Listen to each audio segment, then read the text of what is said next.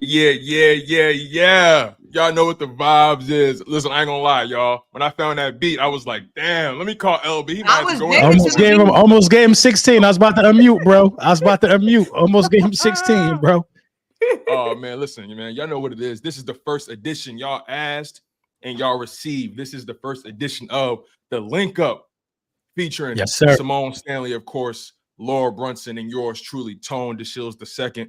So grateful to be in the presence of these GOATs. So grateful to be in the presence of the beautiful people. Y'all, how y'all feeling? I'm feeling good. We're coming off a great week. Yeah, we're coming off a great week. We're coming off a great joint practice, I should say. We're coming off a great joint practice. I'm happy to be here with the team. Let's get it. Absolutely. Let's get right into it, y'all. And first of all, we appreciate y'all for being here. PD Tatted, Mad Bird, Hawk It Up, Cool Cat Connor, Hazard 88, Quadera Johnson, Yogi Wilkerson. It's D1922. It's so many of y'all. Rob the Actual, Martell Ruffin. We're grateful for y'all being here, man. This is the first time we're doing this thing, and we're trying to keep this thing going week by week every Wednesday, hopefully at the same time, Lord willing. And we're gonna have some fun, man. Like y'all said, it's been a hell of a week for the Philadelphia Eagles. It's been a hell of a week at New England. And word around the street is they saying we look like they saying we look like Secret Service. They saying we look like Secret Service, Tone, on the thumbnail. Hey, listen, you know what I mean? Escorting the president. I take it. We escorting the president. I take it. Facts. It's because I got the suit on. That's crazy. Think about that, but I knew one thing for sure though. I had to have the leading lady in the middle, my man. Like that's just, of course. You feel me? But I ain't gonna lie though. When I was looking at it last night, I'm like, damn, we kind of do look militant. We definitely do look militant. Facts. But look, let's get right into it, y'all. I mean, we got about an hour here, give or take. So let's just have some fun. Let's get right to it. Eagles went to Foxborough to face off with the New England Patriots in a joint practice. Word around town is they dominated on both sides of the ball. Still, that Patriots defense was very competitive. But I want to talk about the Philadelphia Eagles defense, right? So, like I said, they had a strong day. And I got to ask you guys, right? Before we even get into the actual performances, how much stock do y'all put into joint practices, right? Because some people put more value on preseason games. These coaches love these joint practices because they feel like they can really control the outcomes or whatever it may be. But I want to get your perspective on that. Like, do y'all really put a lot of stock in joint practices, or it's really about live action for y'all? I put a lot into it because I don't put as much as preseason, but definitely above our own practices, because when you're practicing against the same guys, you've been on the team with the same guys for years, you know their tendencies. But going up against a different team, going up against the different players, being in different situations and how you respond, I think that's big. So I really like the joint practices, especially, I mean, we're going to get into it, like AJ and Devontae going against Christian Gonzalez, and these guys just going up against different competition besides themselves for the last couple of weeks. Yeah, I put a little more into joint practice than I do, the preseason games, to be honest, because you see more of the ones in the joint practices. You know what I mean? Like Jalen got a lot of work that he wouldn't get in the preseason game because he's the franchise quarterback. And those joint practices, with as much work as he got, I don't expect to see him at all on Thursday. I'd be shocked. So, just going against, like Symone was alluding to, going against a fresh defenses that's going to throw more at you and stuff like this. Like, look, if Nakobe Dean is blitzing in a practice against Jalen Hurts, he ain't trying to hit him. He's going to pull up a little bit because that's his quarterback. You know what I mean? The Patriots are going to try to hit Jalen Hurts. They're going to try to make him feel it. You know what I mean? He ain't their quarterback. So, I put a little more into it, man. I think that, you get different looks. Guys are coming out there to show what they could do against different people. So I love joint practice. So is it fair to say joint practice has a lot of value for the first team, whereas the preseason has more value for your second and third stringers to get work? I say so. Yeah, okay. That's a good point.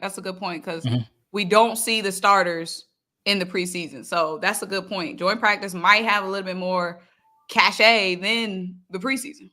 Right. For the starters. And those are the main guys we looking out for the most. Like, right. Yeah, absolutely. So, I mean, that defense did get a lot of good work in their preseason game against the Ravens. But today, or yesterday rather, they did get a lot of good work against the New England Patriots, right? I mean, a lot of guys made plays. Jeremiah Trotter, he was able to secure an interception against the Patriots, first team offense. Trotter actually ended up jumping a route, reading it and reacting, then picking off Jacoby Brissett You saw Zach Bond grab an INT off of a Nakobe Dean pass breakup, right? Met the receiver in the end zone. Zach Bond was able to take advantage of that. You know, Bradbury, he had an up and down day. I mean, you just saw guys making plays. The defensive line made plays. They were extremely physical. So I got to ask you guys right now, just based off what y'all heard, what y'all read, what y'all saw from that joint practice, as of right now, who do you guys believe is having the strongest training camp thus far on the defensive side of the ball? I'm gonna let Symone go first. I gotta think about that one. I'm gonna have to go just as an off season as a whole, or just joint practice. Up to this point, because you know Up it's to kind of this been point. up to this point. Up to this point. I'm gonna say Kelee Ringo. Damn, that's a good I point. was just thinking about that one. I gotta go with Kelee because I mean we was all talking, you know, Isaiah Rodgers, yada yada yada yada. Maybe y'all were, maybe other people were, but I was seeing Kelee Ringo as, you know, we got Quinyon, we got Isaiah Rodgers, we got Darius Slay. Like, you know, Kelee Ringo going to be a rotational piece. He's going to be that fourth guy. Mm-hmm. Absolutely not. Like, Kelee Ringo looking like my starting corner right now. So, Timothy. You said what? You feel me? Looking like Timothy. I agree with you, Symone. And the way he just so quiet with it, too, because I feel like Kelee Ringo is one of those guys that, you know, he not going to be on the mic'd up. He not going to be on the little games they do on TikTok and whatever. So we don't really get to see his personality. We don't hear much from him. We don't really hear him in the post-game pressers. There's all of a sudden just like Kelee just making all these plays, a silent killer. I gotta agree with that, man. I gotta second that. It's Kelee Ringo for sure, because what helped Kelee Ringo for real was, you know, just the disappearance of Cooper DeJean due to his injury. So when Cooper DeJean got hurt, then you have to move Quinyon Mitchell to the slot where he's excelling. You know, by the way, you know, Quinyon Mitchell would be high on my list too as a guy that stood out, but Kelee Ringo definitely got that. Kelee Ringo looking like the starter, man. And Isaiah Rodgers didn't really do nothing to me in the preseason game that could make me feel like, you know, Isaiah Rodgers should be opposite of Slay. So it was Kelee Ringo, man. They was testing him in that first game.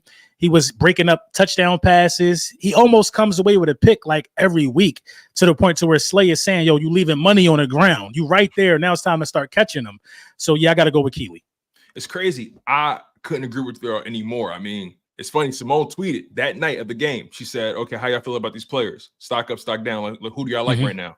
And I gave her a whole list of guys with stock up, stock down. I gave Kelee Ringo stock up. I gave Isaiah Rodgers stock down for that game. And a lot of people started killing me. They did. They was like, damn, Tone, he only gave up one catch. Like, what's up? He was barely in the field. And I'm like, I'll put you like this. And I even threw some bell. I said, you know what? I'll concede this, right? Maybe it's not stock down, but it ain't stock up. I didn't see nothing too impressive from Isaiah Rodgers. But as far as Kelee Ringo, he was sticky in coverage all game. I mean, after he gave up that first catch, you couldn't throw his way. I mean, he was in the hip pocket, and he was mirroring every move that the receiver was doing. I mean, granted, those are like second and third string receivers, but to see that kind of progression from his rookie year up until now is pretty remarkable, if you ask me. I would agree with that, man. You know, Kelee showed me something.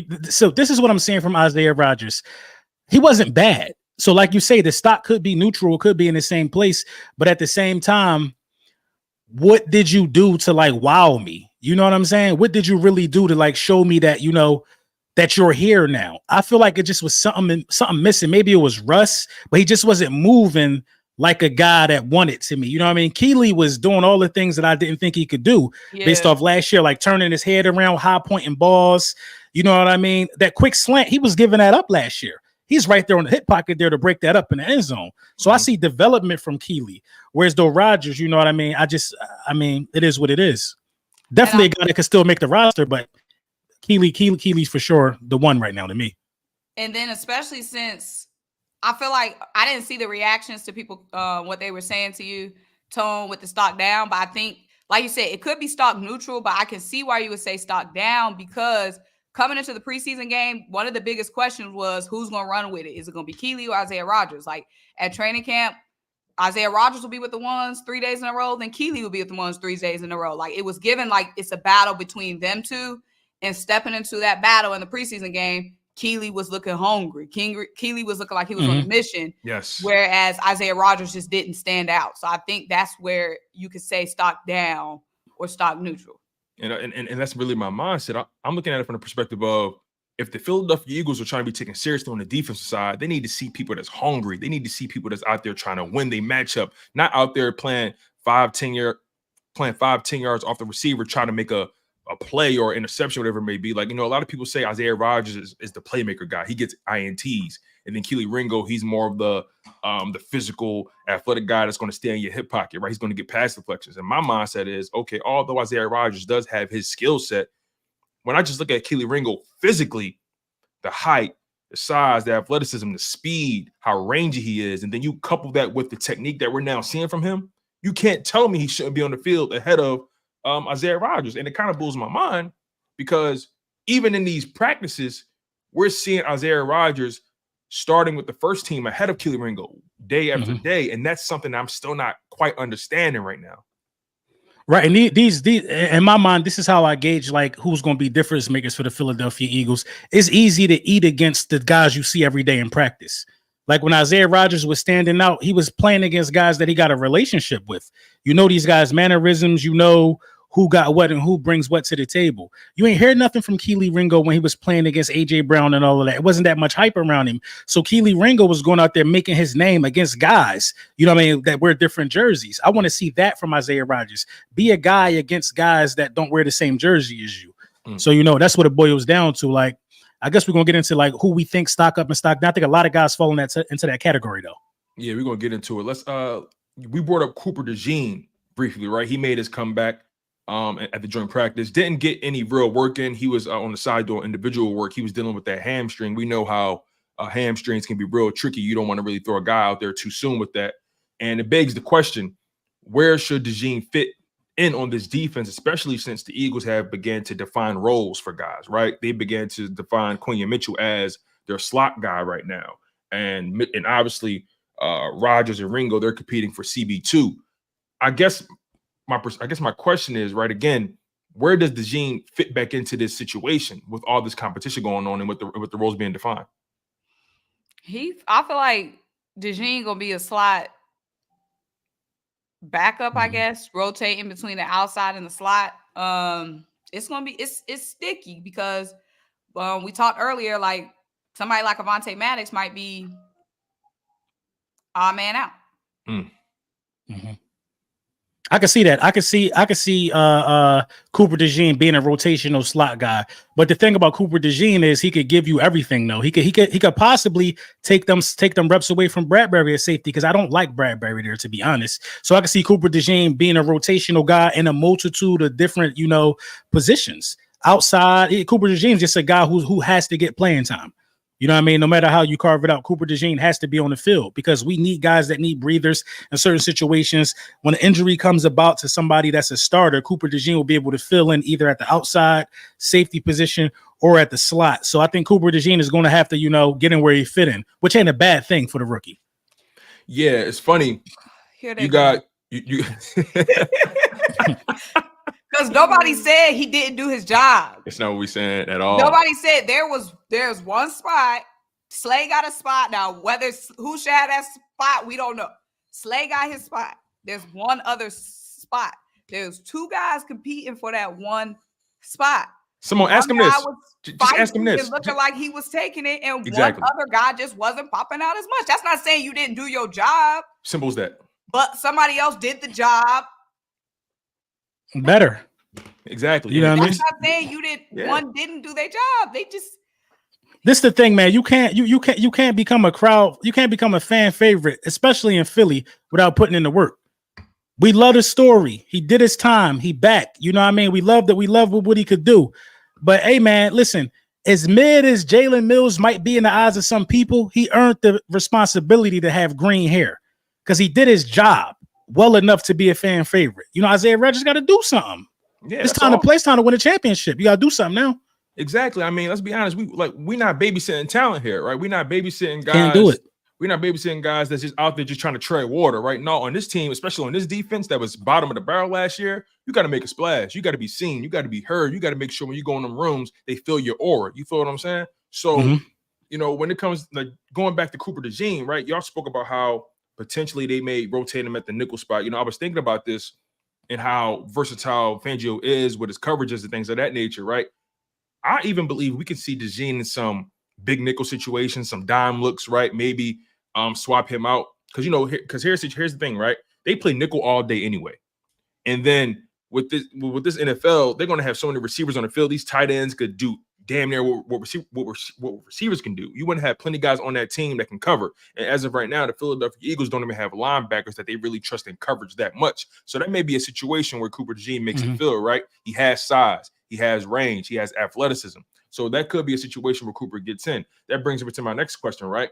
As it stands right now, what's you guys' projected lineup in week 1 in terms of your starting 5 DBs? I'm talking from a nickel set, right? So who do you guys believe are going to be the day one guys in week 1? Ringo, Slay, Quinyon, Gardner Johnson. It might have to be Reed so far for right now. Yeah, I feel like right now, because I see them talking in the chat about Cooper could be taking Reed's spot. Cooper is like at some point, but they're saying Cooper isn't going to be playing until the 3rd preseason game. Like that's his target. Right. So I feel like we're talking about week 1. It's going to have to be CJ, unless something like, Cooper obviously hit the field and it's fireworks, it's magic. Then it's going to be Reed and CJ GJ. And then I agree, Quinyon in the slot, Slay and Ringo. As of right now, y'all, because everybody in the chat, it's a lot of feelings in the chat. You know what I'm saying? Like we just all we talking about is after the first preseason game. It's another game tomorrow. Yeah. Things could change and rearrange. Like that's cat, Michael Jordan. That's cat. That's cat. That's appreciate the super chat. That's cat for real. I mean, the eye test just first of all, I'm looking. And I hate to keep going back to this, but like my eyes, I'm watching Ringo just do the little things right, looking back for the ball, mirroring the footwork of the receiver, stride for stride. Not getting too handsy, right? He didn't get a single PI being that sticky. Think about that. You feel what I'm saying? So again, you may feel like Rodgers is outplaying Ringo. That's your feelings, but the fact of the matter is that tape say something different. Transitioning from that though, well, again, before we go past that, matter of fact, let me give you guys my projected lineup. Pretty much the same: Ringo, Slay, Mitchell, CJ, GJ, and Blankenship. But this is where things get tricky, right? We know CJ, GJ is obviously dealing with a shoulder injury, and Reed Blankenship has a little history with being in and out of the lineup last year. That begs the question: should the Philadelphia Eagles think about retaining Bradbury and or Avonte Maddox because of their versatility, because of the lack of depth at safety, right? Because of the injury history of those two guys? Yeah. If we don't go and get somebody else, because we have a lot of possibles, you know what I mean? Because we have, Cooper DeJean can play safety, right? But we gotta see it. When Cooper first came, they were like, they wanted to start him out slow. They were like, yeah, he's versatile, but we want to introduce stuff slowly. And then he had the injury, which set him back even more. So we don't even know when we're going to be able to see Cooper at safety. And then Sidney Brown injured as well. So at safety, it's a lot of injury proneness at that position. Mm-hmm. And even though I would not want to see Bradbury hit the field at any position, a body is a body. Ideally, we would have brought somebody else in. But yeah, it's a tough spot because you talk about keeping Maddox to solve injury issues, and he's an injury issue. Yeah, it's and then I'm sorry. Go ahead. Well, basically, that could be where Cooper DeJean come in, right? Cooper DeJean is very versatile, and that may be a moment. And look, Darius Slay old too. Let's be honest. So, yeah, DeJean, with his skill set being so versatile, him being able to play outside, inside, play a little bit of safety, he could be that Swiss Army knife for this defense in the event of anything. Yeah. Bradbury and Maddox got to go. They got to go, man. You know, and I mean that as respectfully as possible, man. But what I seen from Maddox, man, against the Ravens was just, it was disgusting to me. Isaiah Rodgers got beat because Maddox was the quarterback was staring down the slant that Isaiah Rodgers got beat on. Maddox was looking right at him. You know what I mean? Maddox could have played the middle of the field, which he was supposed to do, and he just didn't. He just was standing there. Maddox is real timid right now. You know what I'm saying? We need safeties that's going to run downhill and help in the run game. You know what I mean? I talked to a lot of safeties over the last couple of weeks because I want to know what's really the problem with the safeties for the Philadelphia Eagles. I talked to a lot of guys that played safety over the last couple of weeks. It's 50-50. Some guys are saying safeties are the security blanket for the defense. Other safeties are saying when you see the offensive line take a step forward, you're supposed to come down there and hit and gang tackle and do stuff like that. Like, I think we need those kind of safeties to be difference makers. And the only person we got that fit that bill is Gardner Johnson. Blankenship is kind of like that. He's a hitter. He will run down there. But I think Blankenship got to start because you get the best. We saw the best Blankenship when he was playing with Gardner Johnson. So maybe Gardner Johnson bring a little bit of that magic back. But man, you need Sidney Brown back bad. And who knows when that timetable is going to be.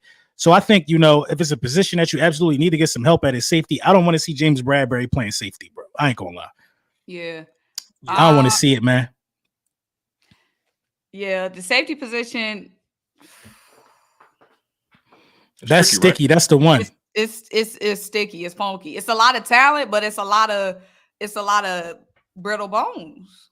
Now don't forget, we still got Sidney Brown. He's going to be on the PUP list. Now he is coming off of that ACL. The expectation should be curved for him coming off of that injury. We probably can't expect too much from him. But again, that's another body that's very physical. Another body I say that you get after week 4, week 5, and then he gets that extra week because we got that early bye week. So the safety position again lacks depth. It's like Reed Blankenship. How good can he be? But then his limitations in coverage. He's more of a box safety than CJGJ. We know how good he can be, but will he be able to play the whole season? And then Sidney Brown, will that ACL hold up? And then now we're getting into the weeds, right? Mekhi Gardner, Tristan McCullum, who had a really good game, by the way. Tristan McCullum had a good game against the Ravens. So that DB room outside of corner, when you get to that safety position, you see talent, but then at the same time, you see uncertainty as well. They need to throw some bread at Justin Simmons. I ain't gonna lie. Right. They need to just spend the bread because right now, I feel a little better about linebacker. I feel better about linebacker to the point to where you could spend some money on the safety. I don't care how old Justin Simmons is. You trying to win a chip. We ain't trying to develop nobody, man. We trying to win now. I think you need to throw some bread at Justin Simmons. Yeah, we ain't got time for that. The window's now. They saying he beefing with Fangio. Okay, y'all can shake hands and put that Super Bowl up on your wall, whatever y'all need to do to envision and squash whatever beef y'all got going on. We got bigger goals than 2 men beefing. That's what I'm saying. If Fangio need to be the one to bridge that gap, then because Fangio know the type. We went out there and signed Kadeem Stearns. Dude is injury prone too. Right. From the Broncos, we went out there and grabbed the wrong Broncos safety. Right. Injury prone too. That picture that was a what do they call it? Clickbait. That picture was clickbait, wasn't it? Right. Dude was a Panther last. No, because and then the light skin, like it looked like a quick scroll. We had signed. Let me tell you this though about that, right? They cut him. The Broncos cut him. He hasn't played a game since week 1 of last season. Broncos cut him. The Panthers pick him up. They cut him 2 days later because he didn't pass the physical. He failed the physical, right? Yeah. So I'm trying to understand if he failed the Panthers physical, how the hell he passed ours? Right. I don't know, man. Vic was talking real nice about him, saying that he's a good player, but though it's a lot of safeties out there that the Philadelphia Eagles need to. You need to go pick the safety up that's going to tackle and hit. You know what I mean? You need to go pick the dude up that's going to tackle and hit, man. At this point, you need depth at that position. Definitely. I think it's almost like you need depth so bad right there. I think the championship is riding on that. You know what I mean? By you making sure that position is shored up, it's riding on that position.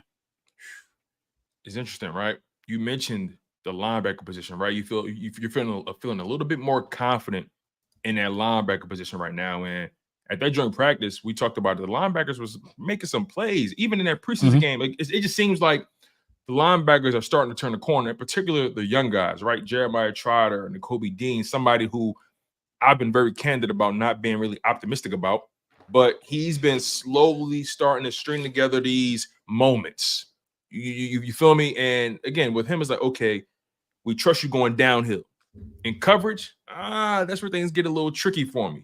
Jeremiah Trotter Jr., I don't know what it is about this young brother. Like, is it the bloodline, the legs? I don't know what it is, but it just seems like his instincts, he may have the best instincts in the linebacker room. I mean, give me your perspective on that linebacker position right now, the things y'all heard about from that joint practice. Just break it down for me.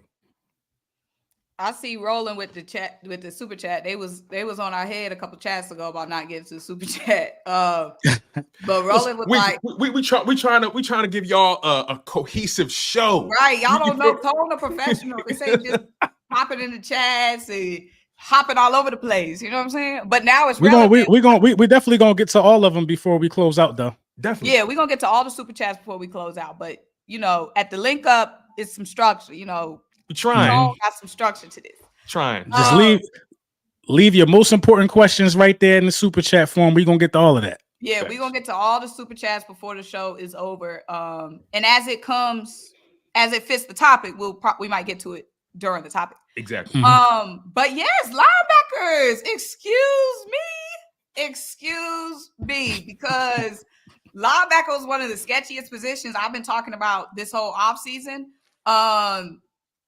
Nakobe Dean looked great in that preseason game. Shout out to Nakobe Dean because I know he gets a lot of flack. He was on bus watch for a long time. He had that light on. You know what I mean? He turned that light off. Zach Bond. It was looking like it was Zach Bond and Devin White. I feel like Zach Bond his spot is really in question as that starting linebacker. I feel like all through camp before we got to the preseason game, it was like, it's going to be Zach Bond, it's going to be Devin White, it's going to be Zach Bond, it's going to be Devin White. But the way Jeremiah Trotter Jr. played, wow. I know we were hearing little things here and there at training camp, little things here and there at practice, like, oh, he had a good day today. But the way he was making all those plays, just so timely, he wasn't looking like a rookie out there. Like, that was not looking like his first preseason game. Like, the instincts already there. I'm super positive about this linebacker room now. Like, I'm excited for the linebacker room. Like, seeing these guys next to Devin White eventually, it's going to be good. Mm-hmm. Zach Bond fits into that category that Isaiah Rodgers, I just put Isaiah Rodgers in, a guy who looks good against his team, you know what I mean? But then when it's time to play against other people, you kind of wonder, like, what happened to everything I was hearing.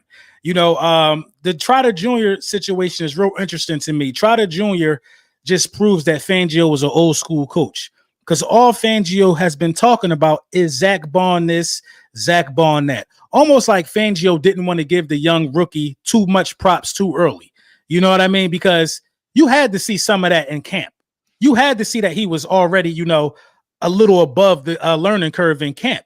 You had to see some of that. So now that it's on the field, you can't deny it. You just can't deny it. Nakobe Dean, he definitely dimmed the bus light a little bit. He definitely came out there and definitely put on.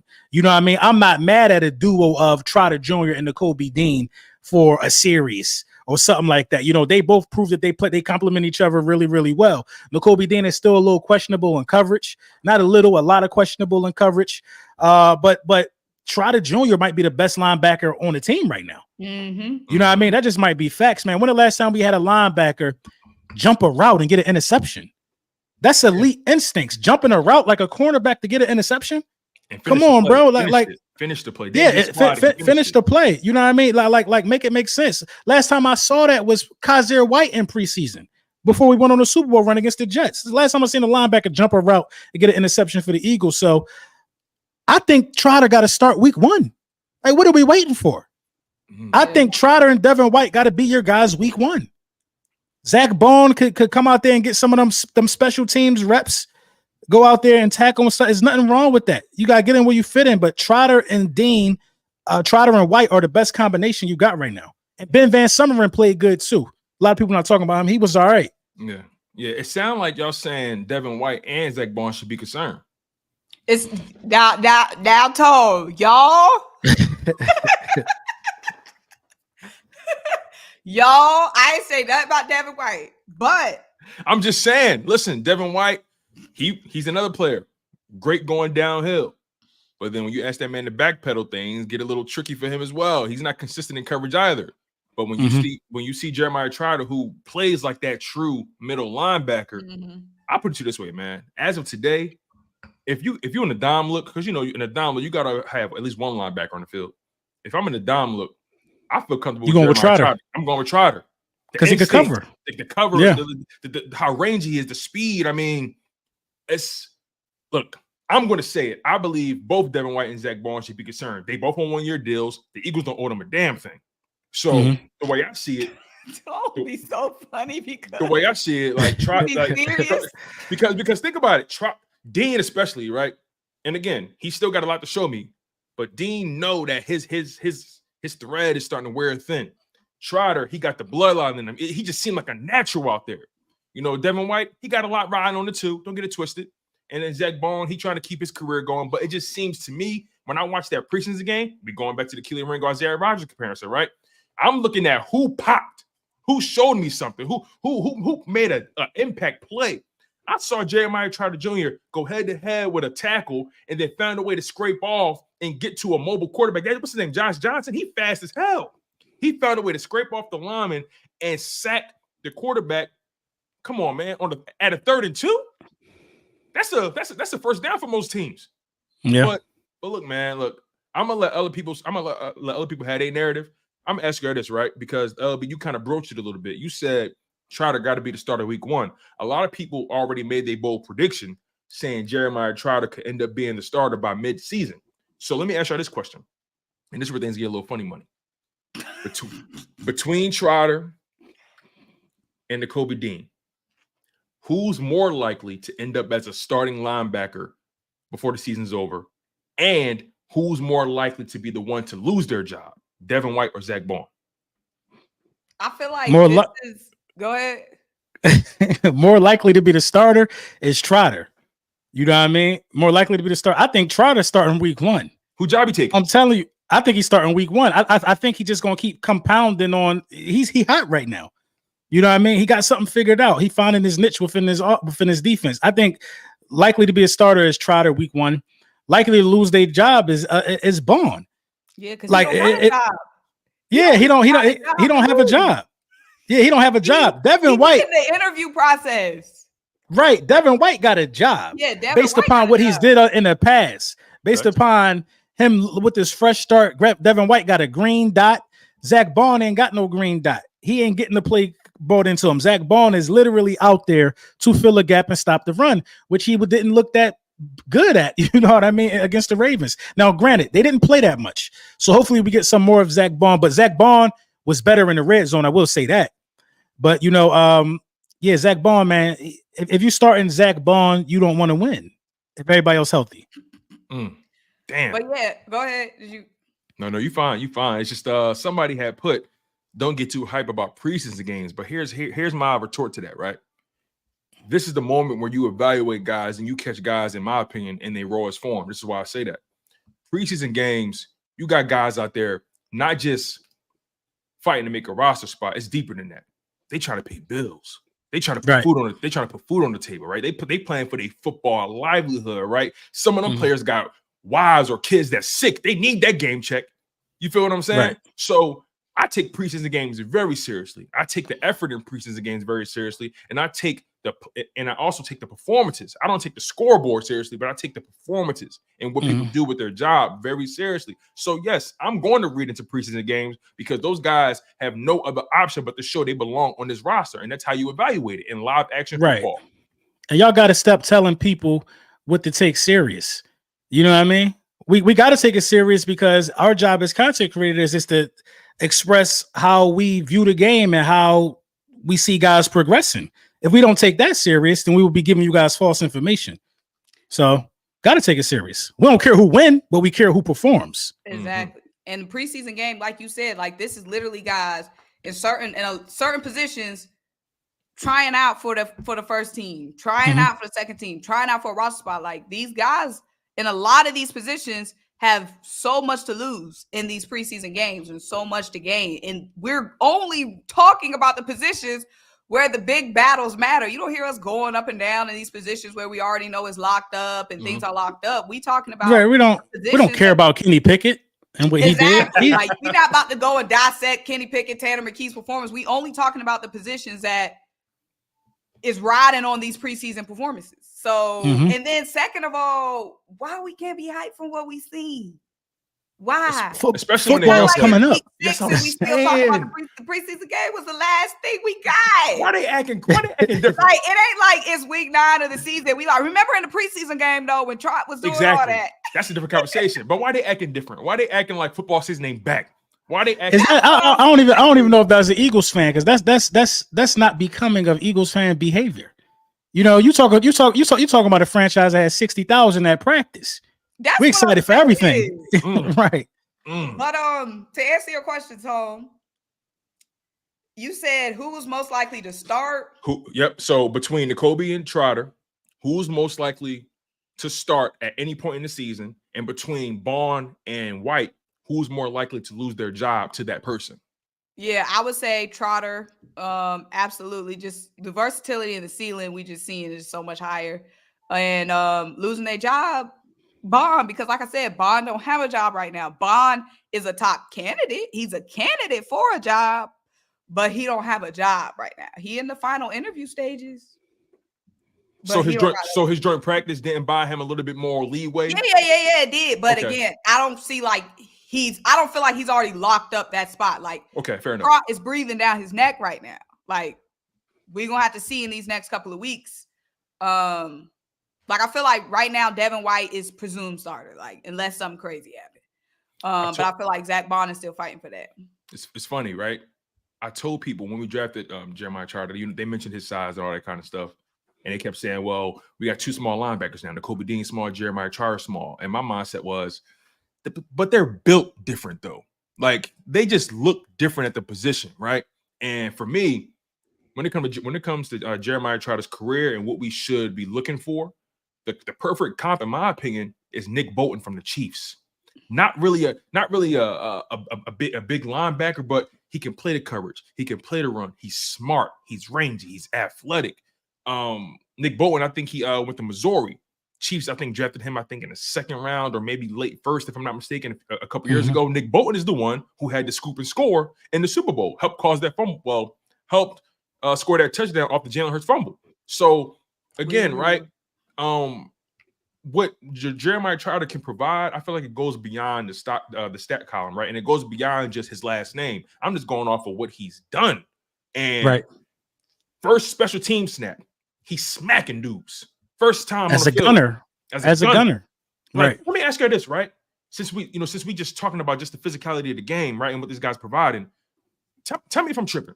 I was watching that preseason game, and on both sides of the ball, did the Eagles look tougher? Did they look more physical than years past? It was a sense of urgency that I felt like I haven't seen in quite some time. Tell me what y'all think about that.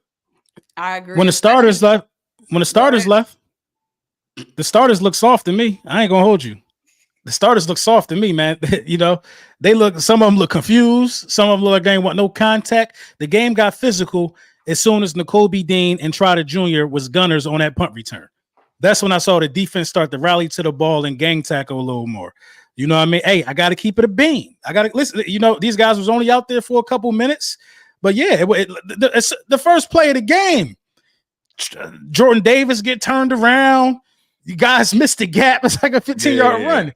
Then the next play after that, you know what I mean? Nolan blown Smith coverage. don't set the edge, blown coverage on a little pass to the running back.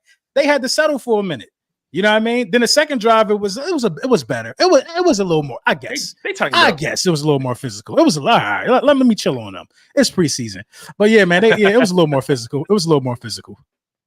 I feel like the special teams, since that's what we were starting off with. Okay. The special teams, I feel like I saw a lot of just explosiveness, a lot of that physicality, a lot of that hustle.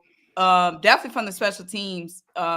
And then the defense, I feel like, you know, as the game kind of went on later in the game, I feel like I really saw it pop out later in the game from the defense. But I feel like I really like the hustle that I saw from the special teams all game.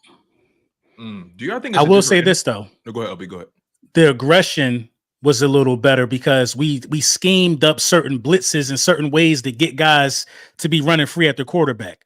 You know what I mean? Like Nakobe Dean first play, he straight blitzed. You know what I mean? Got caught up with a running back trying to pick up the blitz, got up, was still able to, initiate contact. I think Nakobe Dean was extremely aggressive.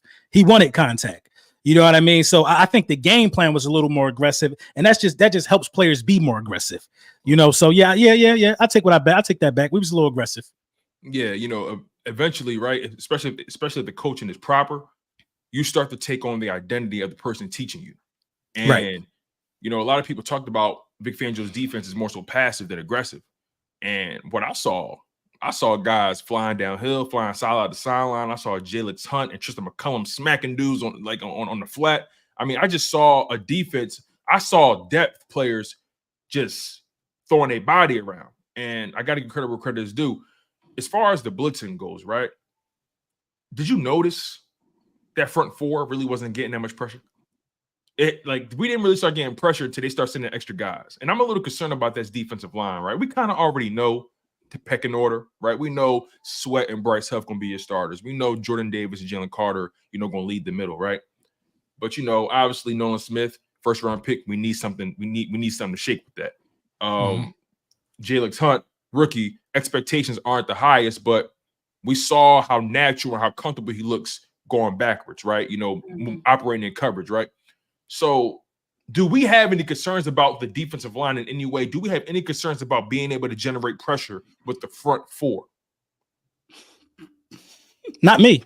I don't have any because I feel like I saw Nolan Smith as the game went on be able to generate a little pressure. I saw Jalen Hurts generate some pressure, beating one-on-ones. Maybe from like a defensive tackle standpoint, but we was playing probably like the fifth and sixth defensive tackle. Okay. Guys that really don't get no minutes. But the design blitzes, we got to be able to do that, man, with how thin the safety position is. Sending Quinyon Mitchell on the blitz where he was able to move the quarterback off his square. So I think we got to be able to, mix it up, send guys, sometimes drop guys back in coverage. But Jalen Hurts, man, looked real comfortable going backwards, man. He's a former safety, but he looked real comfortable going backwards. Yeah, I don't have any concern. Toby had me dead because he be asking questions like a lawyer. Like, do you have any concerns about this? I don't, because again, like LB was saying, we was deep down in the weeds of depth. So right now I don't have any concern. Like, it did stand out a little bit. I saw you talking about that. I think it was you, Tone, on Twitter about like us not getting that much interior pressure. But I don't think it's a big concern because we got the big dogs, starting, and we down there in the weeds a little bit. So I feel like right now it's not a concern.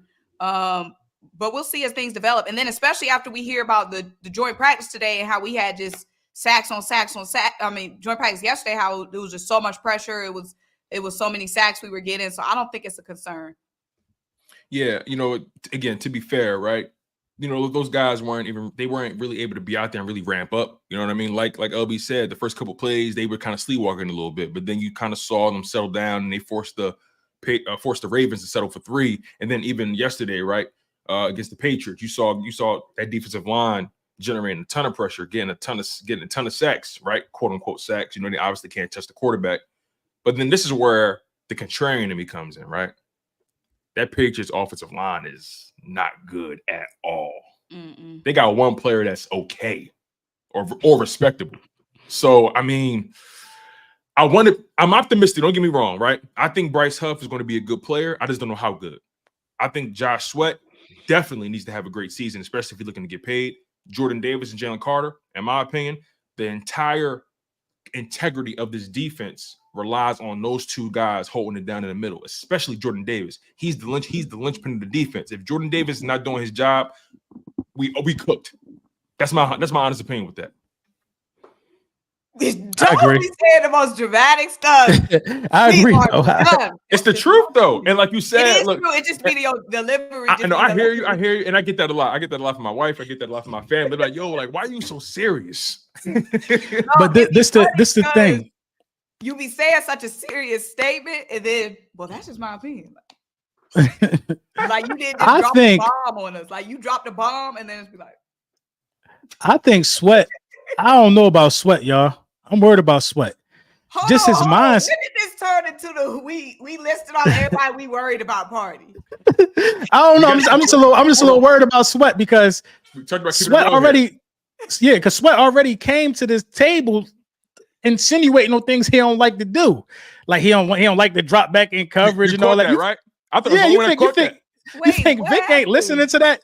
Vic, like, if you don't like to do what I tell you to do, then you might just not be on the field as much. So Sweat might have already talked himself out of a bag. It was a minute ago. This was like right before, probably like the first week of training camp. I think he said he had an issue with dropping back in coverage or something that he's not like fond of or something like that. You can't say stuff like that, bro. You want like laughing it off though. He tried laughing. Yeah, was like, you want like a baby. You want a baby prove it deal. You know what I mean? You want a baby prove it deal. Guys got to drop back in this defense. That's why Bryce Huff don't look as explosive, because he is learning a new system. He's learning how to drop back. He's learning when you got to do a stunt. You know what I mean? Sweat got to say, I'm willing to do whatever it takes. Yeah. You know what I mean? Like, he talking like a guy who don't even want to give maximum effort, but we going to see. Yeah. I missed that one. He's been having a quiet, in my opinion, he's been having a quiet training camp a little bit. He did have moments in the joint practice. He did generate a sack. Bryce Huff did. Nolan Smith, Brandon Graham. A lot of them guys generated sack, you know. So I do want to give him, you know, his just due in that regard. But I agree with you, LB. That's not something you really want to hear. I spoke about this on my live stream several times. We need everybody. It's also a good point too, though. That I think a lot of people are not missing. They're going against Stoutland University every day. So everybody might end up being food to them across from them when it's game time. So we never know. So I'm not taking what we saw out of joint practice. I'm taking that serious. I feel like that's our real potential, even though the New England line ain't nothing to write home about. Okay, fair enough. Because, you know, guys like I said, Nolan Smith, he's the one guy that I'm going to be paying attention to the most, because Lane Johnson spoke about him on the Chris Long Green Light podcast. And he basically mentioned how, you know, Nolan, he came in with more muscle, more power. But even more so, what I noticed about Nolan coming back to camp is how he's actually rushing the quarterback with a plan. He actually has a blueprint with what he's trying to accomplish when he's rushing the quarterback. In the previous season, he kind of just relied strictly on his speed. But now Lane was talking about, now he's starting to string together some moves. He's throwing in some counters and all that, you know, the swim moves, the spin moves. He's really starting to really utilize that toolkit. And that's really what it's going to come down to, because, you know, you lost Fletcher Cox, right? You lost Hassan Reddick. You had to replace a ton of production from those guys. And I don't care where the sacks come from. I need that defensive line to be able to stop the run, and I need you to be able to get to the quarterback.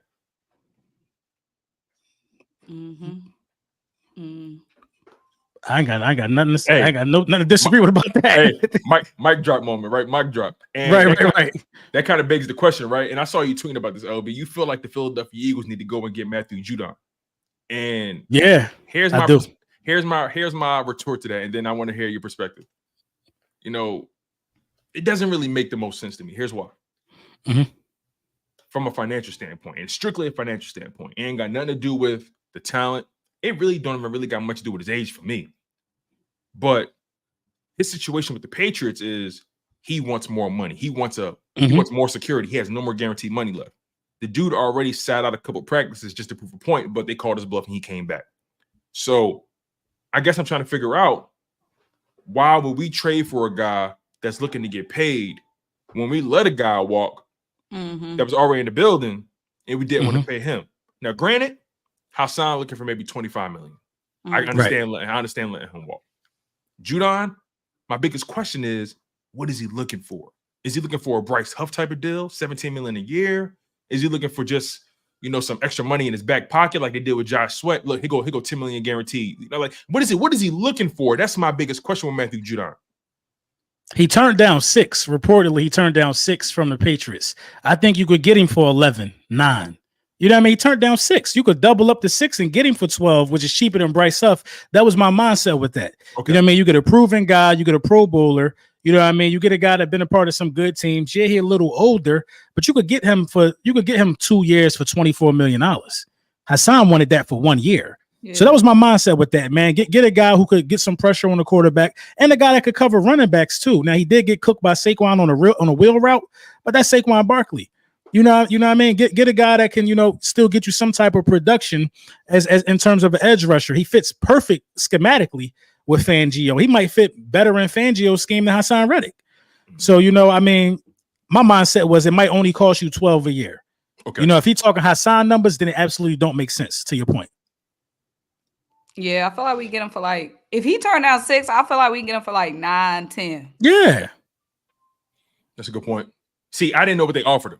Right, yeah. Mm-hmm. They offered him 6, yeah, and I knew he was coming off of a season-ending injury last year, so his leverage is pretty low right now. He doesn't have the most leverage, but if you look at just his career, he's been a very productive edge rusher. You bring him in, he brings a ton of veteran experience to that edge rusher position, brings a ton of accountability. He's played for 2 legitimate organizations, the Patriots, and played for the Ravens. I mean, he's a legitimate pass rusher. He's a specialist. And you might not even need him on all 3 downs. We bring him in on 3rd down. You feel what I'm saying? So you may be on to something. I had to ask you about that because I knew, or we know what the situation is with Hassan Reddick and the Jets, right? Mm-hmm. They made an offer to him. He declined it, and they still traded for him, which was idiotic.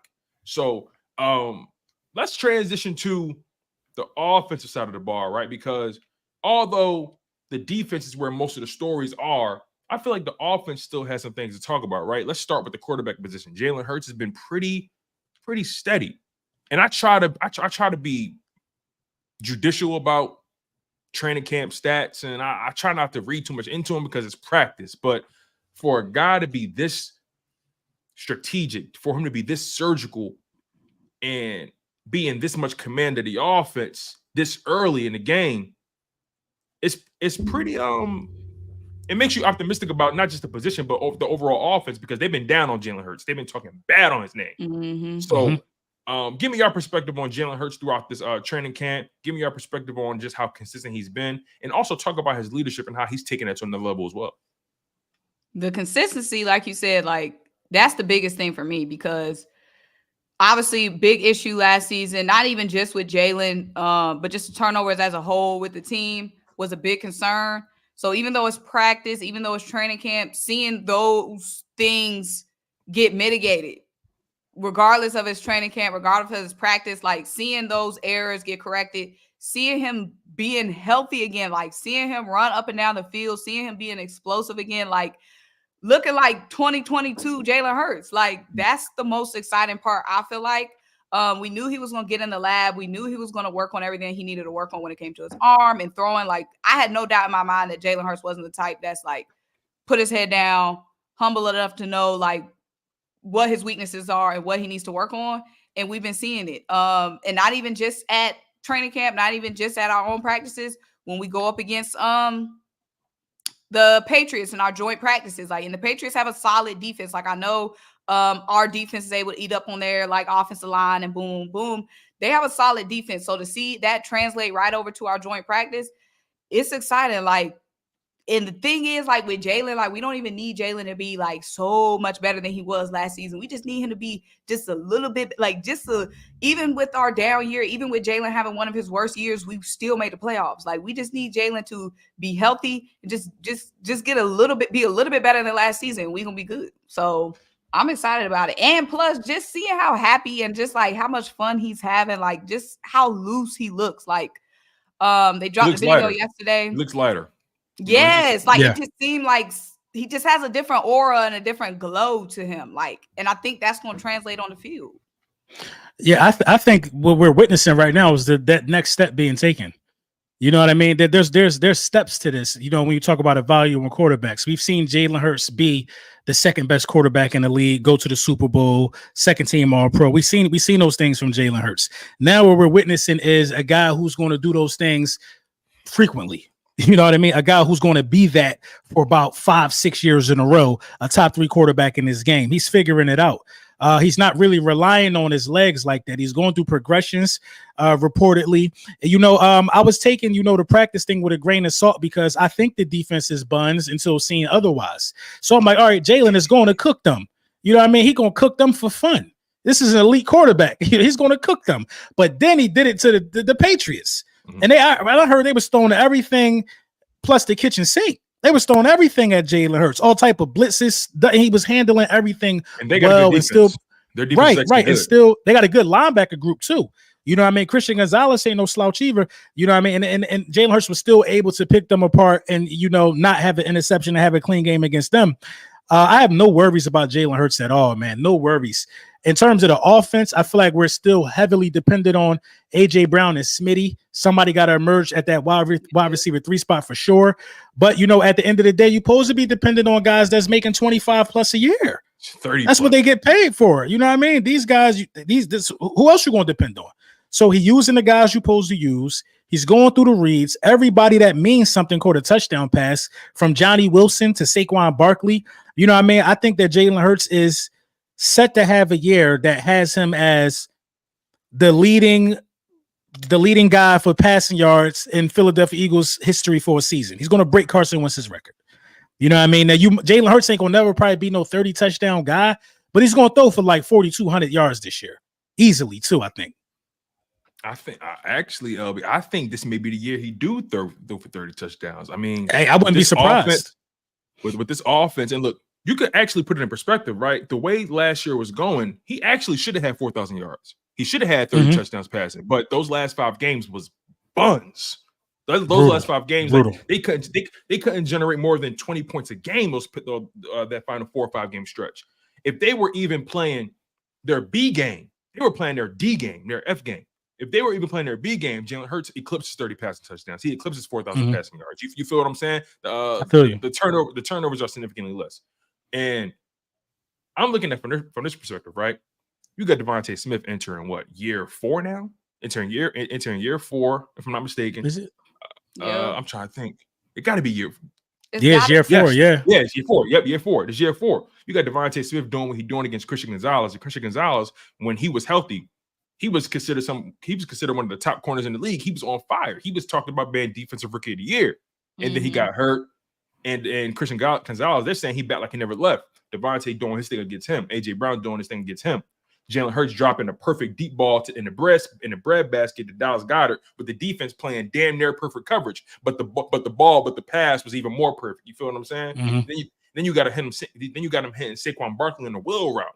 And then they tried to add, they tried to get Hurts a little bit in the press conference. They said, hey, is it just different having a guy of that talent in the backfield, just go around? Is it just different? And Jalen was like, I don't know what you're really trying to ask me, but I'll tell you this, right? That same play you're talking about, we hit Kenny Gainwell with the same play in open practice.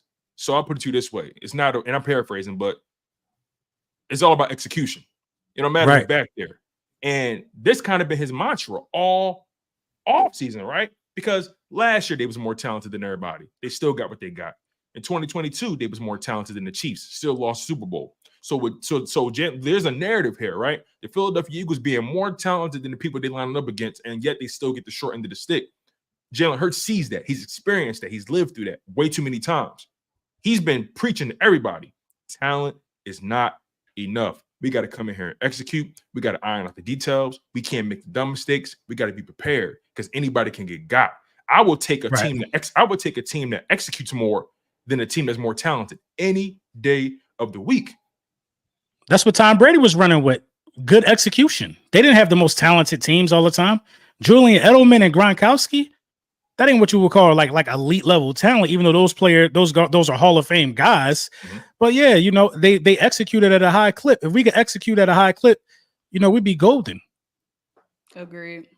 Absolutely. And then, as far as hitting A.J. Brown and Devontae Smith a lot, right? I look at it like this as well.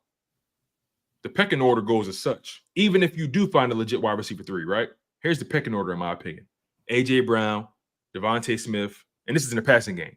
A.J. Brown, Devontae Smith, Dallas Goedert, Saquon Barkley. Saquon Barkley is option 4 in the passing game. Think about that. And then let's say you run 21 personnel.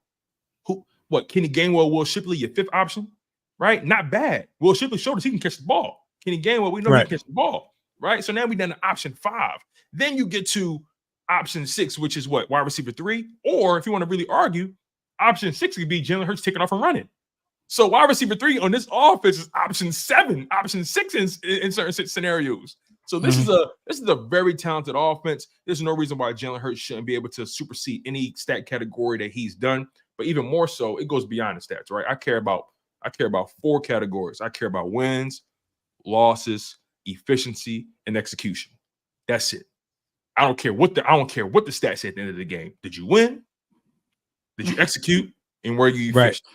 It's a simple. That's what it break down. So we know we could win, but we gotta win. We gotta win when we gotta win. That's all I can say. You gotta win when you gotta win. A lot of questions are going to be answered in Brazil, though. I will say that. Exactly. LB, after watching that preseason game, is it so easy to cut Cubby? No. Nah, I ain't gonna lie. I like wait, Cubby. Was it you who said Cubby was gone? I don't know what I was saying, but I ain't believe in him. I can tell you that. I like Cubby, bro. I might have said something. No, it's not easy to cut him because he out here saying all the right stuff. Number one, he in a press conference talk about I'm gonna. The press conferences be too long for me. Like who, Cubby? Yeah, but this like 5 minutes long. But this is what he's saying, though. I'm going to be able to tell my kids that I played with Devontae Smith. He's wilding right now in the press conference. Then he's saying stuff like this. He's like, man, I've learned more from Devontae Smith and AJ Brown the first 3 months than I've did my whole college career. That's crazy. Then you going out there and playing good. Right. He talking like it's his spot. You know what I'm saying? He's talking like that's his spot. LB, here's the thing, right? That's also what he said. Go ahead. I'm watching a bunch of Cole Beasley film because he fit well. Yes. He fit well in Kellen Moore's system. Hey, he talking and he backing it up. Yes. And hey, I'm all about fairness and equality, as my girl would say. Fairness and equality. You know what I mean? He deserves it. Receiver out there. Listen, right. He caught all his targets. Even though they was some of was bubble screens, whatever. What they did was they utilized his skill set in the proper situations. I don't want to see Devontae Smith doing a bubble screen. I'll be okay saying Brent Covey do a bubble screen because that's his skill set, right? And then even with even more so in his press conference, this is what he said that really kind of like took it over for me, right? Obviously the Amendola and the Cole Beasley stuff is dope too, right? But he said, at this point in my career, there's no reason why I shouldn't be able to make an impact on offense. At this point, I'm looking to be a wide receiver. I know I could return punts, and I'm paraphrasing, but he was like, I'm looking to be a wide receiver. And that's real. I respect that. You can't knock that type of confidence. I can't. And also real quick, before you go, if you notice, Brenton Covey, he's very disciplined. He runs the route he's supposed to run, and he's always where he's supposed to be. And in my humble opinion, that goes a long way with the quarterback. That builds trust, that builds chemistry. That I will take a lesser talented player if I know exactly where he's going to be, rather than somebody who's more talented is always freelancing doing their own thing. You know what? He looking a little, need I say it, a little Greg Wardish, a little reliable. He looking a little reliable. Oh, reliable. And first of all, everybody in the chat talking about no chat. No. Because last time me and Lord Brunson was live, I was fighting for my life in the chat, trying to keep Cubby. Y'all, everybody in this chat who was on that last live stream, 90% of the chat was trying to cut Cubby. So for real? Yes. Damn. So they all switched it up now. No. Y'all had me fighting for my life. Somebody pulled my exact quote. Fitness Warrior said, LB said, I don't care if he was number 1 in the league in punt return. If he can't be a wide receiver, he need to be cut. He proven he can be a wide receiver. Man. That's real. That's what I said. I believe that. It's no room for nobody. Because y'all had me fighting for my life. I remember that live stream. Right. And this the thing though. I stand on that. If all you could do is bring punt return to a team, then we don't need you. Cooper DeJean could return punts too, but he also could play safety, slot, and cornerback. Your punt return guy got to be a guy that could do more than one thing. You know what I mean? So yeah, he's showing he's showing that he's valuable. He talked a lot. He do talk a lot. Conference. I'm so glad he back. He excited, yo. That man excited. On to the next person. Hold on, Symone. You're not gonna steal that man joy. That man excited. No. I said I'm glad he backed it up because sitting through the press conference, I'm waiting for the next guy, and he spending 30 minutes answering one question. I just saw a lot of FaceTime with him that day. He never know when he's gonna be able to talk again. He never know. He don't know if he's gonna make his roster. So like, come on, man. Like, listen. I rock with Covey since we picked him up out of Utah, man. He was undrafted, but for some reason, but I saw his Utah tape, and I'm like, can we find a way to tap into that? Because in Utah, he was doing a lot, returning punts. That's what I'm saying. We gotta like the more reliable he makes himself, I can see Kellen Moore finding mismatches for him, getting him paired up with linebackers, so he could really like be explosive. Yeah, and then even taking it a step further, if you really want to get Johnny Wilson on the field, I even suggested to the live chat on more than one occasion, you use Brandon Covey in between the 20s, because I think Brandon Covey could be a chain mover because he's so reliable. And then once you get into that red zone, then you bring out the size. Then you bring out Big Brody and Johnny Wilson. You know what I'm saying? And and he could block, so he's going to give you a block. He's going to give you that blocking ability in the red zone. You probably won't give it to Saquon, or you may hit him with a fade route because he got so much size back there. So look, they got options, but I also wouldn't put it past Howie to even consider bringing in another wide receiver. That's just how he thinks. Oh yeah. That's just how he think, man. Matter of fact, but I guess we're gonna wait on Paris Campbell because Anaya Smith. AJ jumped out the window for him too. You saw? That's what AJ do though. I know. AJ gonna do that. I'm glad he did that. I ain't see it. What AJ say? AJ, because they asked him about it at the joint practice. It was a press conference, and they said, what's been your thoughts on Anais? He's kind of, been struggling, blase. And he basically was like, well, to be honest with y'all, it's not really as bad as y'all making it. At the end of the day, right? It's practice, and he gonna get it. He a rookie. He young. Like, chill. Like he'll be all right. So I'm like, okay, all right, player. I'm rolling with you, big dog. No, I'm laughing. AJ. What you want him to say? AJ do be talking with his chin. He be like, right. What you? I mean, he got to say that though. He got to say that. Exactly. And it's the thing though. It hold a little less weight to me when you hear C.J. Gardner-Johnson screaming on him, telling him he ain't do shit all camp. Now why he do that? What you mean? Why he do that?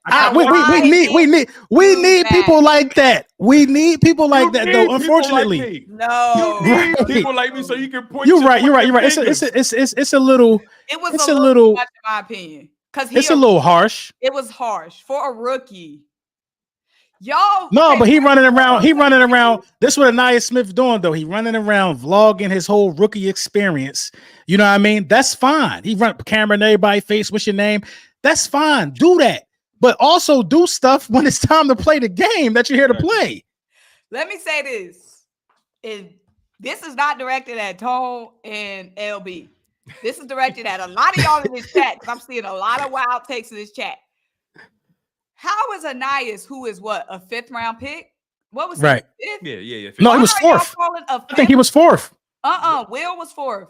Will was 4th. Okay, he was 5th. Anais was a 5th round pick. And Johnny was 6th. This is at Eagles Twitter and a lot of y'all in this chat. How are y'all calling? It's August 13th. How are y'all calling a 5th round pick a bust? I didn't know that was possible. Y'all calling Anais a bust is so out of pocket. It's so darn dramatic. He is not even on bust watch. First of all, can a 5th round pick even be a bust? Exactly. I feel like you got to be no, you can't to be considered a bust. Second of all, it's way too early. Why am I seeing Anais being compared to Quez Watkins in this chat right now? And y'all talking about us being dramatic about preseason, and y'all be wild. I'll be honest though. This the thing though. He did. No, I'm with you on that, but it don't help fumbling in the preseason game on a punt return. He didn't make the most out of his opportunities. Yeah, simple as that. He out there thinking he playing NFL street. He out there trying to juke people. This ain't college, bro. People is fast now. Don't get me wrong. Did he perform? Was his performance good? No. But is there any alarms that should be raised? I don't think any alarms should be raised right now. And y'all talking about, is he gonna make the team? We not cutting Anais. He going to the practice squad. Yeah, a practice squad maybe. Yeah, he'll go to the practice squad. Now CJ. But this is the thing though. All right, go ahead. They saying something in the chat. Whether Anais, we all have the best hopes for Anais. If Anais doesn't have a good season, that don't mean a bust. I feel like you can't call a 5th round pick a bust. Like, it's impossible. A 5th round pick, you just hoping he pans out well. Like, I feel like a bust can only be somebody that you have exceptionally high hopes for, which is a 3rd round and higher to me. Even if Anais Smith ends up on the practice squad, whatever, How are you calling a 5th round pick a bust? That's dark. But see, I agree, and I kind of disagree with that because you can't. These guys can't help where they was picked at. Steve Smith before the draft said Anais Smith was him. I know. He said Johnny Wilson was a bust. This would a damn near Hall of Fame wide receiver. So he said Anais Smith is him. This dude is going to be explosive. He damn near boosted his stock. This was before the draft, I think. I started looking at the tape like, damn, who is Buddy? I remember because I was using that. Right. Then he said Johnny Wilson can't chew and he can't walk and chew gum at the same time. He's gonna be out of the league, and it's looking like Johnny Wilson out here looking way more comfortable than Anais Smith. So when you got like commentators having high hopes, it automatically would give the average fan high hopes. Anais Smith right now is a little underwhelming. Is he a bust? Yes. I don't know. But he's a little underwhelming. Underwhelming is the word. Like, yes, underwhelming, underperforming. You can even say disappointment. But I feel like bust in the NFL and in the NBA world is reserved for like number one. Now, if he don't make the team, he will be a bust. No, but hear me out though. No, I kind of agree with Symone because when you drafted in those 5th, 6th, 7th rounds, you were hop, skipping, and jump for being undrafted. So like, what's the real expectation you have People out of a not 5th even round watching pick? the draft. Casuals turn the draft off on day 4. I don't know, man. I don't know. If you get drafted, if your name get called and you don't make a roster, then you might be a bust, bro. You might be a bust. That's the if you don't make the roster. That's the debate. When the last time a Philadelphia Eagles draft pick ain't make a roster? First of all, okay, that's a good question. Y'all dramatic. Well, you know what? No. I'm just giving an example. Hold on, wait. You want to know why? You don't see that? Because Harry Roseman makes sure his draft picks make the roster. Exactly. Right. Because he don't want to take that kind of L. Exactly. Let me ask y'all this question though, right? Because I definitely got to ask y'all concretely, stock up and stock downs, right? We didn't get to it on defense, but we'll get to it. So we talked about the offense. We talked about guys that we like, we don't like. We talked about guys being bust or being underwhelming. We got into it, right? So I'm gonna give y'all several names on the offense side of the ball that I've been thinking about, and I want y'all to tell me stock up or stock down. And you can give me a reason, or you can just leave it at that. So number 1, Mekhi Becton. Up. Tyler Steen. Up. Why do y'all say up? He lost his job to Mekhi Becton.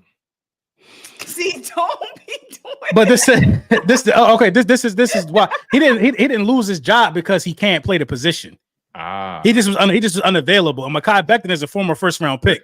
I know that. I'm just trying to No, yeah, because people probably wondering. So yeah, both up though, both up for me. Okay, I feel that because you're right. Since the injury, he lost the job to Becton, and it's been an uphill battle for him, and it's not really his fault to be honest. But also, I think let's be honest. Jeff Stoutland. He played against the Ravens though, right? He played well. Right, exactly. But he had 2 penalties. Yeah, and I take penalties serious because penalties go win you and lose a game. A penalty could kill a drive. You could have. And we saw that last season. Exactly. So I just don't need that kind of energy, right? So but yeah, Tyler Steen, I think he's talented, but I think when you just look at Mekhi Becton and look at Tyler Steen just from a physical standpoint, I think Mekhi Becton is just more powerful. He's the bigger dude. You know what I mean? And again, first round talent, you can't deny that. He had to battle injuries his whole career as well, but he's starting to settle in. I think he played all 17 games last year. Moving on though, Will Shipley. Up. Do y'all anticipate some situations where we're seeing 2 running backs coming out of the backfield with this, with this offense? And do you guys also think that? And again, I know Kenny Gainwell's in the contract year, and he is having a good camp so far. Everybody's saying he looked different right now. Do y'all think it's a situation where Will Shipley can start to take some reps from Kenny Gainwell? Is it possible? Is it feasible? You said no? I don't think so. I think Kenny Gainwell on a mission. I think Gainwell on a mission based upon just how he looked running the ball against the Ravens. He don't look like this. Yeah, he don't look like the same Kenneth Gainwell. So I don't think he's going to take. The only way he can take some reps from him if he don't catch the ball well, because Will Shipley could catch. Mm-hmm. If Kenneth Gainwell cannot catch the ball, which would be surprising to me because he's a Memphis product, they produce pass catching running backs. If he can't catch the ball, then I can see Will Shipley taking some of them snaps. I'll take it a step further. If Kenny Gainwell not blocking, it's over. Because Will tough. Will will do all that. Will Shipley, they talked about him not being good at that leading up to the preseason game. And in that game, I saw Will Shipley throwing his body at guards, fearless, throwing his body at blitzers, right? As a matter of fact, it was one play on the drive where I think he scored a touchdown. It was a third down play. Will Shipley picked up a blitzer in the A gap, gave Kenny Pickett just enough time to deliver that ball to John Ross, I believe it was, on the right side of the field. Saved the play. And then there was another situation where the Ravens sent 2 extra guys, and Will Shipley picked up his guy next to the center, but the right guard, he missed his man, which is why Pickett got sacked. So I saw on 2 separate occasions Will Shipley being fearless blocking. So I think more so than just the catching, I think that's going to be a reason why Kenny Gainwell, and again, that's if Kenny Gainwell is not showing a willingness or just an ability to block, and Will Shipley is showing that, that could be a reason to lose your job, man. So Kenny Gainwell, stock up, stock down. Up. I gotta say up. That preseason game, again, like you said, he was moving different. Let me be honest. He was moving different. He was looking like a starting running back. Yeah, he looked patient. Every running back was falling forward. Like, I mean, the running back room is the running back look good. Deep. Lou Nichols, Terry and Davis Price. I like them. They got a tough decision to make. Yeah, the running back room looked good. And then them deep depths of the offensive line was looking good too. Yeah, Brent Tooth and them guys. Yeah. I'm a Darian Kennard fan. They had him out there all game. He didn't miss a snap. I rock with Bull. I'm gonna be honest. Grant Calcaterra. Down. I agree. You know, I was optimistic about him. I feel like he frail, man. He too frail for me. As soon as he got tackled, I was like, he hurt. I already knew it. I swear to God, I was like, he's gonna be hurt. On the injury report the next day, shoulder.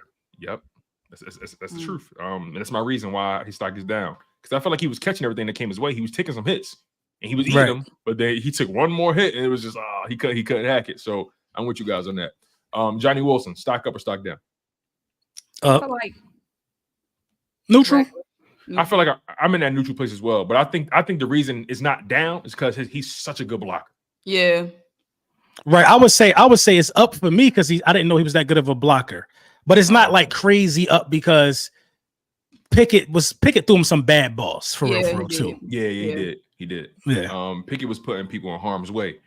Not harm's way. Britton Covey. We just got finished talking about him. Up. It's up. It might be stuck. Right. It might be stuck. I'm telling you, man. I just got this feeling about the ball. I got this feeling. But nonetheless, let me get to the defensive side of the stock up, stock down. I think this is where things will get a little bit more interesting. Oh, Lord. I already know. So let's just start. Nakobe Dean, stock up, stock down. Up. It's up. It's up. Probably not stuck, but it's up. Yeah, you know, he gave you he gave you that. It's up though. It's up there.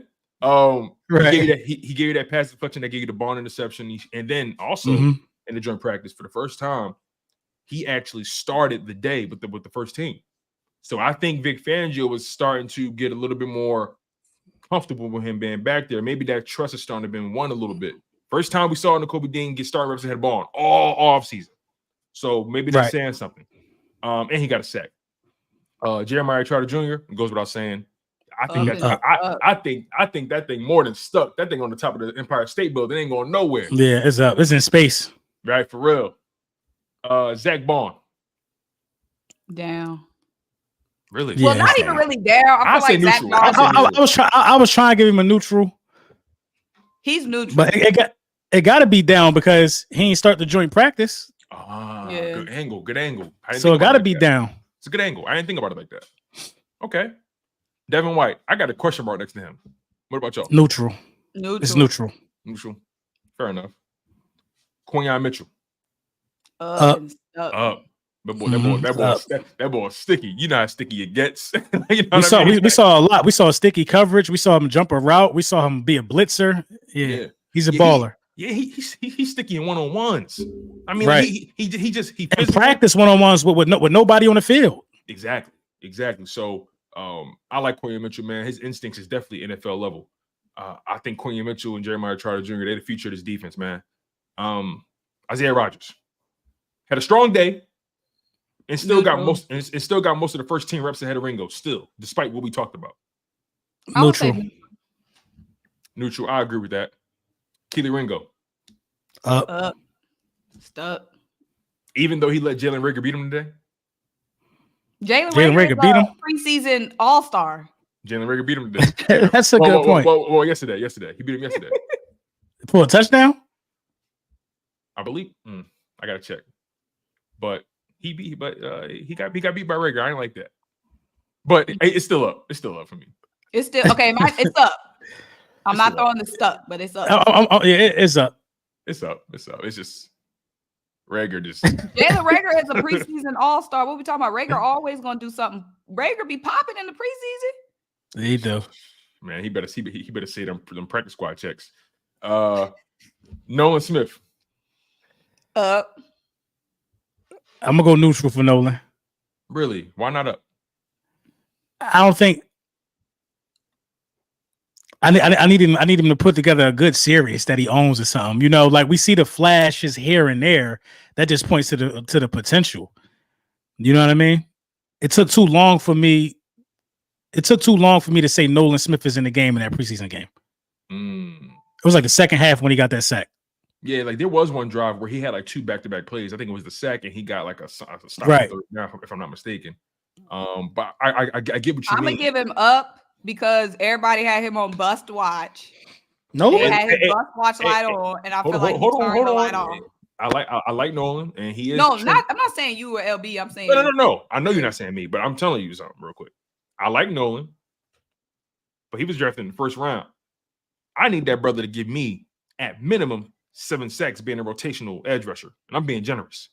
I'm not disagreeing with that. I agree. Like this it's a lot. Like it's a lot. Now, when I'll take 5. I'll take 5. That doesn't mean you're at where we want you to be. Up just means you doing better than you were doing. Fair enough. Up doesn't mean we're getting everything we want to get out of Nolan, but we're seeing more than we were seeing. So he's trending up. You know what it is about Nolan? I need to see him legitimately beat like a left tackle we respect. It ain't got to be Trent Williams, but I'm talking about like a left tackle to be like, okay, all right, because like some of his sacks be coming, like he be coming to the line untouched.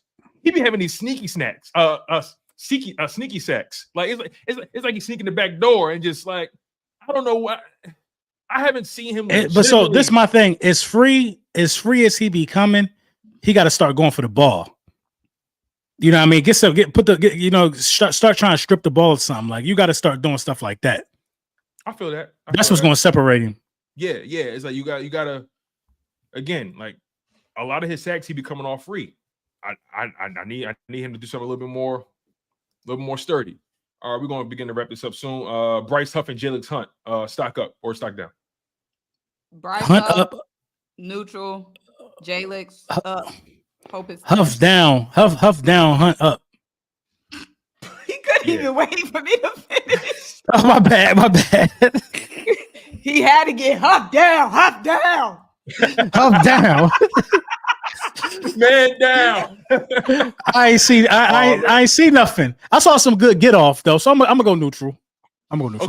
My bad, Symone. I'll go neutral. No, you good. Now let's get to these super chats. I know they've been waiting. We got 11 of them, so we're gonna run through them. Up down. Oh man, listen, LB trying to respect your schedule. You know what I'm saying? He know what's he you know what I mean. That's all it is. Right. We trying to make sure you make it to your next gig. We know you big time. We don't want you to be late. You dig? So we got you. So let's get these super chats real quick. Lawyer to Houston says, Symone LB, what up? What up? Michael Jordan. Oh, yeah, we went through these. I like Ringo. He said he different. I like Ringo. He different. But to act like Rodgers don't do his job is crazy. Yeah, we talked about that one. Thank you, Michael Jordan, for the donation. We really do appreciate that. He even says Ringo hasn't been better than Rodgers. We addressed that. Thank you, Michael Jordan. Once again. That point in.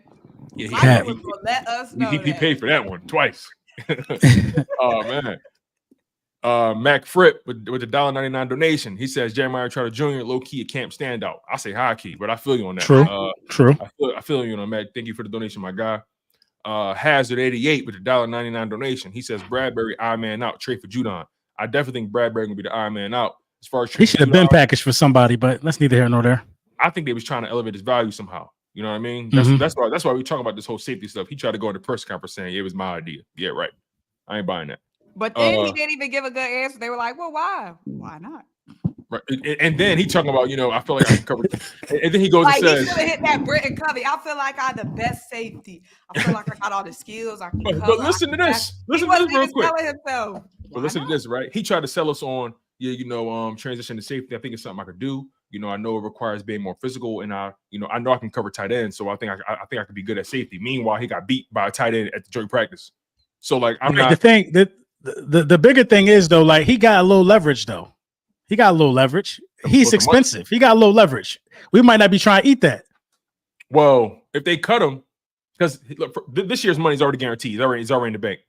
If they cut him, they can get off scot-free. They ain't gonna lose. They ain't gonna get nothing back, but they ain't gonna lose money either. And then let's get to this next one. Roland says, super hot take if Trotter Jr. starts, he'll be the second best player on his team behind Jalen Carter by the end of the season. Whew. That's I like that take. That ain't bad. It's scorching. Even with CJ GJ on the field? Even with Quinyon Mitchell on the field? Quinyon, right. CJ GJ, Ringo. It's gonna be some. I ain't mad at you though. I take it. I like that take. I take it for sure. All right, let's go to my man Shizzle Flex. He says, I hope they don't try to make Mitchell a slot guy just because he's good at it. He's an outside guy that can play all the cornerback spots. Should be fun versus Lamb. Yeah, I definitely want Quinyon Mitchell to be on that outside sooner rather than later. But I do understand that there's a larger plan at play.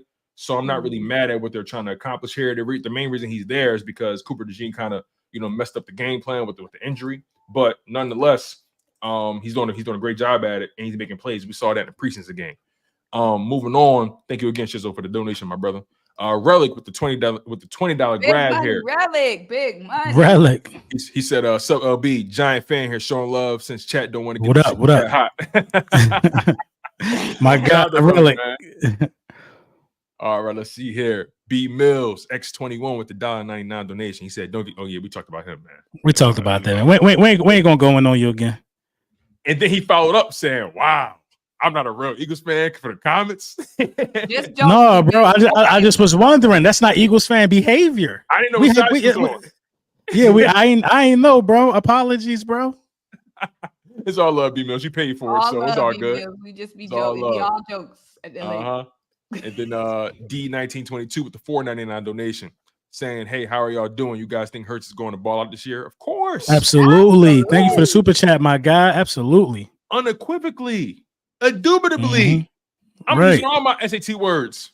Come on, man. Like this, it goes without saying. Is that even a question? They trying to say my man not top 5 in his own conference. They smoking dope. They smoking the greatest crack on the planet. But this the thing, though. The players voted it that. The players say he top guy in the conference. You talk about the 100 list. Now the 100 list don't matter. Right. Because, come on, now it don't matter now. Don't get me started, y'all. I know, man. We on the time restraint anyway, man. And then War, thank you again, D, for the donation, by the way. Then we got War with the $4.99 donation. He says they reported that Bryce Huff was one of the defensive standouts from joint practice. I believe it. It wouldn't surprise me. I believe it. And also, like you said earlier, LB, they've been going up against Jordan Mailata and Lane Johnson all training camp. And just to add context, Hassan Reddick was never a training camp standout either. The whole time he was here. But when the season started, you saw that man come out like a cannonball. So maybe we need to curb our expectations when you're going up against Lane Johnson, a future Hall of Famer, when you're going up against Jordan Mailata, a top 5 offensive tackle in the league, top 5 pay and top 5 by skill set. So I mean, bottom line is though, it's going to be exciting. It's going to be a hell of a season. And I'm so grateful that we was able to kick it today, man. Like this is absolutely real fun. Like it's so funny. We just we hit our mark. Like we talked about an hour and a half exactly. It's crazy. But with man, certain folk, you gotta wrap them up. For sure. Right. For sure, man. Because like we try to do these every week, but we also don't want to burn out too. So our people. You know what I'm saying? I was like, okay, if I say that about 20 minutes ago, then we wrap it about 20 minutes. And shout out to y'all, man. It's like 433 watching. listen. On my channel, shout out y'all. We got a grand total of 578 people tuning in right now. Shout out to y'all, bro. That's lit, man. We got a lot of people tuning in, man. Like, can be more gracious to y'all. Y'all showed out. Y'all showed love, man. Some of y'all showed y'all ass, but we appreciate it. And, right. The goal is to do this every week, man. That's the goal. Every Wednesday. And the way the season's going, man, we're gonna have a lot of great things to talk about. But that's just exactly. So next week we'll be able to talk about this game tomorrow. Give our thoughts and insight on that. So it's gonna be a fun week, man. Make sure y'all stay tapped in. Absolutely. Make sure y'all subscribe, notification bells on, all that good stuff. For sure. Anything y'all want to promote real quick before we get out of here? Anything new coming up? Nah, y'all already know. Follow me on TikTok, Symone with the Sports, SYMONE on TikTok. Right, I'm getting my TikTok game up. That's what I'm working on this week. Oh yeah, I see you drop a post. Yeah, I'm working on my TikTok game this week. Say less. So listen, y'all know the vibes. Y'all was tuned into the very first edition, and definitely not the last edition of the Linc Up, featuring the lovely leading lady, Symone Stanley, Lord Brunson, the Broad Street Bully, and yours truly, Tone DeShields II from Chalk It Up Sports, where no matter if we win or if we lose, we just got to charge it to the game. And we out of here, y'all. Peace out.